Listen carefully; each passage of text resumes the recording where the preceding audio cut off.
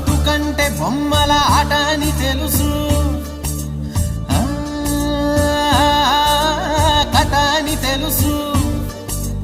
కథ అని తెలుసు, కథలన్నీ కంచికే చేరునని తెలుసు, తెలుసు తెర తొలుగుతుందని, తెలుసు తెల్లారుతుందని, తెలుసు ఈ కట్టె పుట్టుకుమంటదని, తెలుసు ఈ మట్టి మట్టిలో కలిసిపోతదని, ఇన్ని తెలిసి ఇరకాటంలో పడిపోతావు ఎందుకని మాయా